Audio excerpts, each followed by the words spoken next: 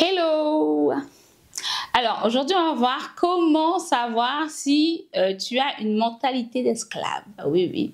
Dans ma méditation personnelle, j'ai commencé à lire un peu un des livres qu'on va étudier l'année prochaine dans le membership, qui est le livre d'Exode.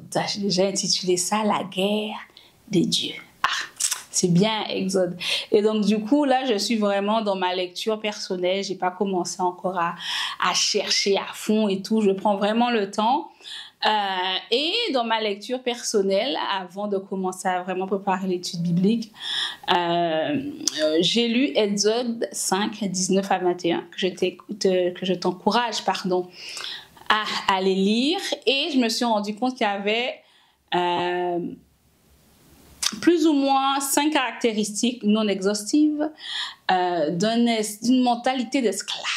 Oui, une mentalité d'esclave qu'on retrouve chez les Israélites quand on lit le texte. Et la première chose, en fait, qui montre qu'on a une mentalité d'esclave, c'est qu'on ne challenge pas le statu quo. C'est-à-dire que tu es né comme ça, tu as un caractère comme ça, tu vis comme ça, personne dans ta famille n'a jamais fait différemment et donc du coup, c'est pas toi qui vas faire différemment. Donc en fait, tu peux être né dans la plus grande pauvreté, tu vas te satisfaire de ça. Tu peux être né dans une famille complètement dysfonctionnelle, tu vas répéter le même schéma parce que c'est tout ce que tu as connu. Tu ne challenges pas le statu quo, tu n'essaies pas en fait d'être la lumière du monde et le sel de la terre. Tu te contentes de faire ce que tout le monde fait autour de toi. Ça, c'est une mentalité d'esclave dans laquelle il faut que tu sortes. Le deuxième élément, c'est que tu cries à Dieu pour un changement, mais tu n'es pas prête à payer le prix du changement. Les Israélites, ils ont prié pendant 400 ans, pour sortir de l'esclavage. Mais dès que Moïse est arrivé et que les choses commencent à bouger et que ça ne bouge pas comme ils veulent, ils sont plus d'accord, ils sont plus contents, ils n'ont pas conscience en fait que le changement a un prix. Et donc du coup, peut-être que toi, tu dis à Dieu que tu veux une maison, que tu veux plein de choses, hein, tu veux vivre certaines choses, mais le prix à payer, hein, par exemple, mettre en place une budgétisation mensuelle, commencer à épargner, tout ça, non, tu mets pas, tu es là, tu proclames, je serai propriétaire, j'aurai plusieurs biens immobiliers. Voilà.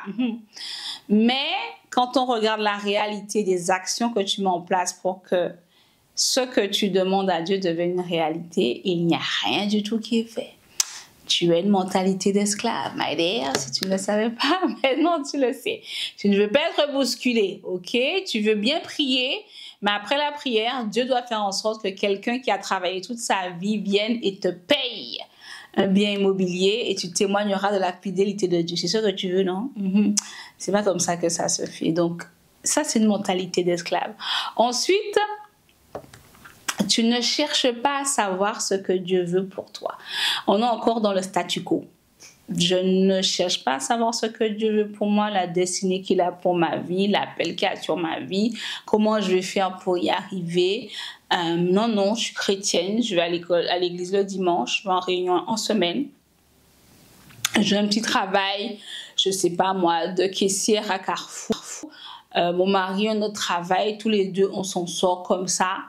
Ce que Dieu veut pour nous, non, on sert à l'église là où il y avait besoin, c'est tout. Non, il faut t'inscrire à l'atelier découvrir son appel qui a lieu le 23 mars. Tu as besoin de savoir parce que c'est ce qui va déterminer les actions que tu vas mettre en place. Dieu a une vision pour ta propre vie, il a une vision pour la vie de ton mari, il a une vision pour votre couple et pour votre famille. Il faut que tu saches ça pour ne pas manquer le but pour lequel il t'a mis sur cette terre. C'est important. Donc du coup, quand tu ne cherches pas à savoir et que tu te contentes de vivre au jour le jour comme ça, même en tant que chrétien, c'est une mentalité d'esclave en fait. Tu es habitué à la routine que le maître t'a imposée et tu ne cherches pas à savoir si c'est possible de faire autrement, de vivre autre chose. C'est une mentalité d'esclave. En point numéro 4, tu veux que Dieu change ta vie, mais dans le confort le plus absolu. Tu ne veux pas fournir le moins d'efforts. Alors, moi, j'ai vu des personnes qui étaient comme ça et ils en ont subi les conséquences. Et quand ils ont interrogé le Seigneur leur a dit, si je t'avais dit, tu ne m'aurais pas écouté. Donc, je t'ai laissé expérimenter pour que tu retiennes la leçon. C'est pas possible en fait de vouloir changer de vie et de ne pas avoir des ajustements à faire au niveau de sa vie personnelle. Il va falloir faire des efforts, il va falloir faire des ajustements. Dieu n'est pas un génie. Ok? Il ne fonctionne pas comme ça. Lis le livre des Proverbes, tu verras que Dieu est un Dieu de process et que la richesse rapide, ça n'existe pas avec Dieu. Dieu utilise les éléments pour nous former et pour nous débarrasser de toutes les mentalités qui sont contraires à sa parole et à sa volonté pour nos vies,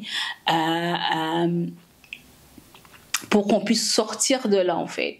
Et parfois, il nous laisse penser que on peut faire des choses dans le confort absolu et avoir quelque chose de pérenne. Non. Non.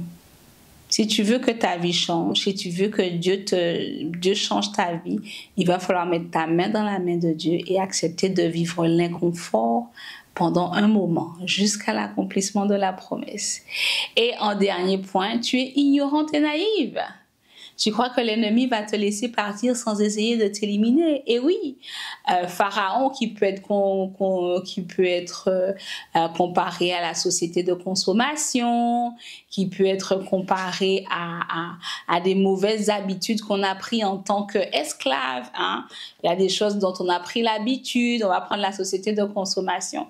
Tu as l'habitude, tout ce que tu vois, depuis que c'est promotion, tu achètes. Depuis que c'est 2 pour 1, le prix d'un, tu achètes. Depuis qu'on te dit moins 10%, tu achètes. Et tu crois que, l'ennemi qui, au travers de la société de consommation, est en train d'assujettir tes finances, va te dire, mais non, allez, c'est bon. On va la laisser tranquille. Non, non, si tu décides de ne plus être une consommatrice, que consommatrice invétérée, ça ne fait plus partie de ton ADN ni de ton identité, mais que tu es une femme responsable, gestionnaire des ressources que Dieu lui a données. Partout où tu vas aller, tu vas avoir des promos, tu vas avoir des codes. Tu vas allumer la télé, tu vas voir quelque chose. Ta boîte mail, tu vas voir quelque chose. Tu vas regarder autre chose, tu vas voir quelque chose. Partout, tu vas voir des sortes d'appetizers pour te pousser à ne pas respecter l'engagement que tu as pris d'être maintenant une gestionnaire des ressources que Dieu t'a données et de les gérer de façon à les multiplier. Tu vas avoir des épreuves, des tentations partout pour que tu ne deviennes jamais cette gestionnaire. Donc, croire en fait que tu vas prendre une décision qu'elle va être facile à mettre en place, c'est pas vrai. De la même façon que les Israélites, en fait, ils croyaient que Moïse va aller voir Pharaon et puis il va lui dire de nous laisser partir et Pharaon va nous laisser partir. Non, non. Beaucoup de choses dans la vie, c'est des combats. Il faut être prêt à comprendre qu'on a une identité en tant que chrétien, que combattant. On est des combattants de haute voltige. Ah oui, ça fait partie de notre identité. On doit combattre pour devenir celle que Dieu nous appelle à être, celle que Dieu voit quand il nous regarde. Ce n'est pas inné. Et on a besoin de l'aide de Dieu pour ça. Donc, si tu te retrouves dans une de ces 5 caractéristiques, eh bien, dis-toi qu'il faut aller interroger encore une fois le Saint-Esprit pour qu'il t'éclaire, en fait, et te dise que voilà, il y a tel comportement, telle habitude, telle chose que tu fais, en fait, ce n'est pas en alignement avec les valeurs du royaume de Dieu. Tu dois changer et tu dois être prête à payer le prix de ce changement afin que puisse émerger en toi la femme que Dieu voit quand il te regarde. Amen. Amen. Donc, c'était la vidéo de la semaine. On se revoit la semaine prochaine à 19h. Si tu ne l'as pas encore fait, si tu es béni par Femme Esprit, partage la vidéo. Et mieux encore, si tu as à cœur de le faire, si le Saint-Esprit t'en a déjà parlé, n'hésite pas à nous soutenir pour la campagne de dons pour la conférence Femme Esprit 2024, de façon à ce que on puisse diminuer le tarif d'entrée. tout simplement pour que ce soit accessible au maximum de femmes. Si tu n'as pas, prie pour nous. Si tu as un réseau, fais-nous en bénéficier. Si tu as les moyens financiers, n'hésite pas, si le Saint-Esprit te met à cœur de le faire, à donner. Tu sèmes dans une bonne terre. Sur ce, à la semaine prochaine, vendredi à 19h. Bye bye.